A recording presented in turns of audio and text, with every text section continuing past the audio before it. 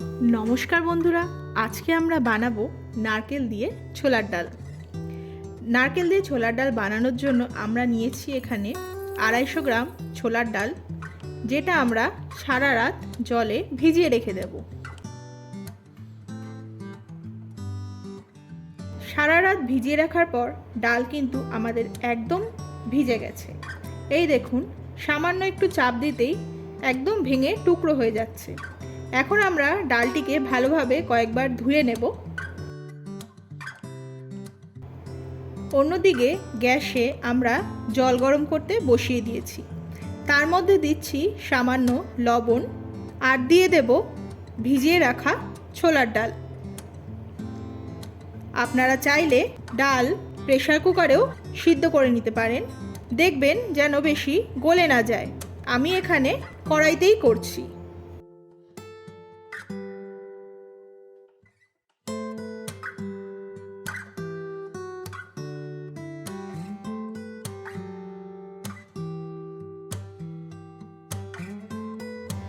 আমি এখানে ডালের গরম জল কিছুটা তুলে রেখে ডালটিকে বেশ কিছুক্ষণ ধরে সিদ্ধ হতে দিয়েছি। প্রায় 10 মিনিট ডালটি সিদ্ধ করে নেওয়ার পর এই দেখুন, আমাদের ডাল কিন্তু হয়ে গেছে।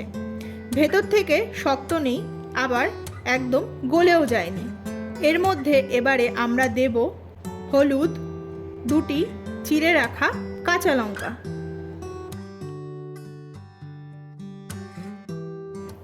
আমরা যে জলটা তুলে রেখেছিলাম সেটা এখন ডালের মধ্যে দিয়ে দিচ্ছি। এবারে ডালটা ভালো করে ফুটতে শুরু করলেই আমরা সেটা একটি পাত্রে ঢেলে রেখে দেব। এছাড়া আমাদের লাগছে তেজপাতা, শুকনো লঙ্কা, দারচিনি এবং লবঙ্গ, নারকেল কুচি, হিং, গরম মশলা গুঁড়ো, গোটা জিরে এবং আদা বাটা। এখন আমরা কড়াইতে সর্ষের তেল ভালো করে গরম করে নেব এবং তার মধ্যে আমরা কুচিয়ে রাখা নারকেলগুলো ভেজে নেব।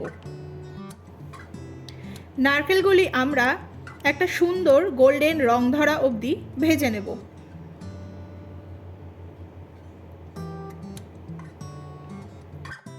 আমাদের নারকেল ভাজা হয়ে গেছে। এখন একটি পাত্রে তুলে রেখে দেব।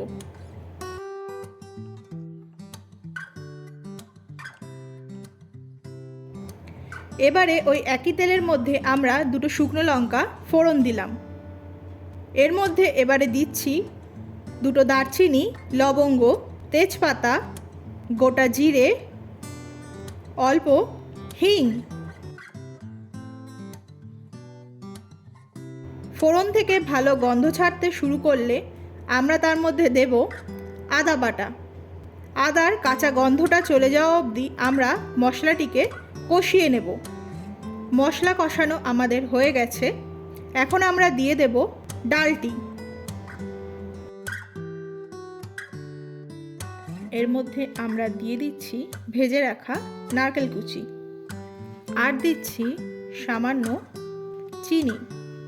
ছোলার ডালটা একটু মিষ্টি মিষ্টি খেতে ভালো লাগে।